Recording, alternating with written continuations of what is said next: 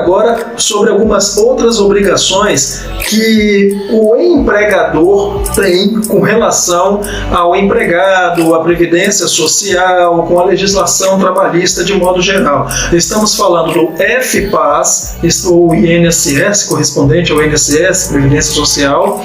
Estamos falando do GIL-RAT, ou RAT simplesmente, e a alíquota de terceiros. Além dos salários, a empresa deverá recolher os encargos trabalhistas, que são eles: INSS empresa ou INSS patronal.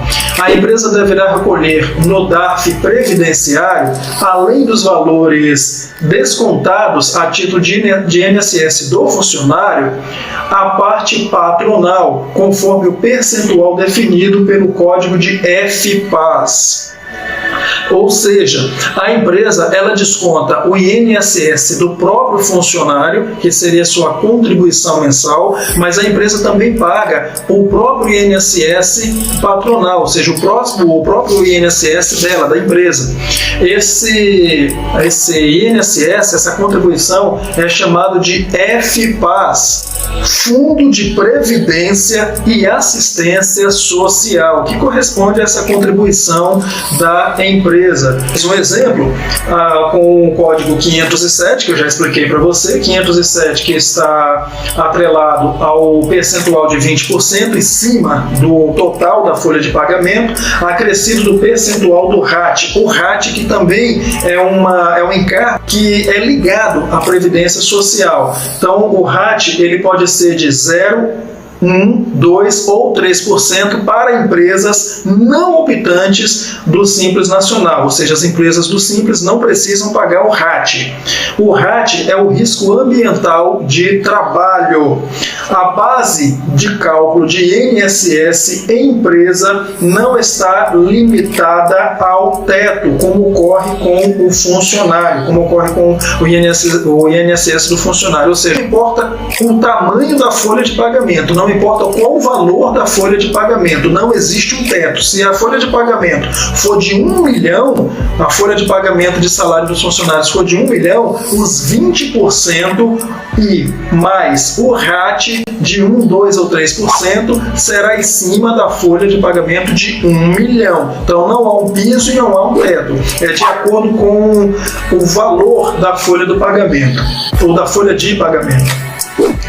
Conforme o FPAS, ou seja, conforme o código FPAS, no caso aqui nós tivemos um exemplo do código 507, que corresponde a uma alíquota de 20% de INSS patronal correspondente à folha de pagamento, ou melhor, em cima da remuneração, em cima do total correspondente à folha de pagamento.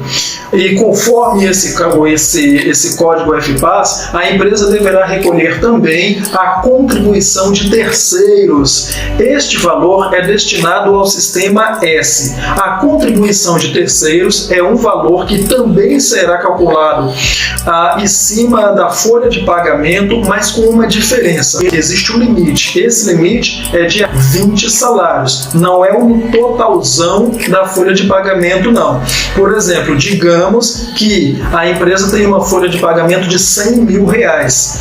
Na verdade, essa alíquota de 5,8% de terceiros, ela não vai ser calculada em cima dos 100 mil reais. Ela vai ser calculada em cima do limite, do teto de 20 salários mínimos vigentes.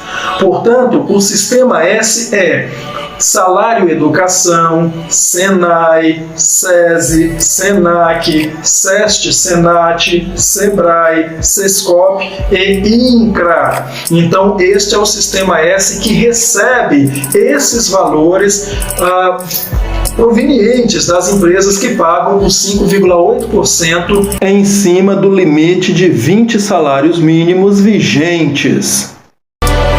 O percentual de contribuição ele poderá ser variável entre 0 e 5,8% ou 5,80%. O percentual mais frequente é justamente de 5,8%. Por exemplo, se o código da empresa for 507, o código FPAS, aquele que vimos agora há pouco no exemplo, foi de 507, geralmente é 5,8% que desconta em cima do limite de 20 salários correspondente à folha de pagamento. Antes de totalizar o DARF previdenciário, deve-se deduzir os valores pagos a título de salário família e salário maternidade e afastamentos a partir de 1º de novembro de 2003 ou anterior, a partir de 29 de 11 de 1999. Então, o DARF previdenciário ele é um documento para fazer esse recolhimento desses impostos. Então, a alíquota de terceiros, esse valor correspondente à contribuição de terceiros, o INSS patronal, ou FPAS, de 20%, e o RAT de 1%, 2% ou 3%, ele é recolhido a partir do DARF previdenciário. Só que antes de totalizar o DARF previdenciário, deve-se deduzir alguns valores pagos a título, por exemplo, de salário família, salário maternidade, ou seja, a empresa pode descontar esses valores. Se a empresa vai fazer, por exemplo, a empresa tem uma folha de pagamento de R$100 mil, mais uma vez dando esse exemplo, ele vai tirar lá os 20% de INSS patronal, os 5,8% de contribuição para terceiros, que é até o limite de 20 salários mínimos vigentes, e 1%, 2% ou 3% correspondente ao RAT. Só que se a empresa tiver pago salário família, salário maternidade, afastamento, ela vai poder abater esses valores. Então, antes de totalizar o DARF previdenciário, deve-se sim deduzir os valores a título de salário família, que a empresa tenha pago, a título de salário maternidade, que a empresa tenha pago, e algum afastamento que a empresa tenha pago ao funcionário, porque na verdade essas obrigações são obrigações da empresa com relação à previdência social. Porém, há uma exceção à regra. A contribuição destinada a terceiro, ela deve ser recolhida integralmente, até porque ela corresponde ao limite de 20 salários mínimos. Então, ela será recolhida integralmente, sem nenhum tipo de descontos, ou sem os descontos, sem as deduções que mencionamos aqui.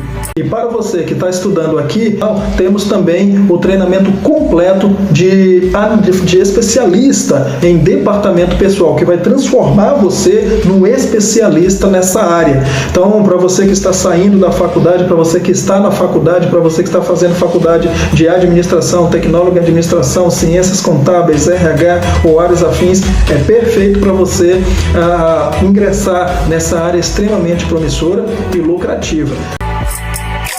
E aqui você tem um exemplo de DARF previdenciário, que é o documento de arrecadação de receitas federais. Esse documento ele é emitido para pagamentos que serão, ou recolhimentos que serão destinados ao governo federal, como imposto de renda retido na fonte, INSS e qualquer outro pagamento que é destinado ao governo federal. FGTS. O empregador ele deve recolher 8% a título de fundo de garantia através do programa CEFIP, que está sendo substituído pelo FGTS digital da Caixa Econômica Federal. Então, o FGTS também é um encargo da empresa ao trabalhador. O FGTS ele corresponde a 8% do salário, 8% também em cima do salário pago ao trabalhador. Se o trabalhador ganha R$3 mil, o empregador, a empresa, vai depositar 8% de R$3 mil correspondente ao FGTS. Lembrando que existe um programa chamado CEFIP, ao qual é utilizado para fazer esse cálculo do FGTS, que está sendo substituído pelo FGTS digital. Vejo você na próxima aula.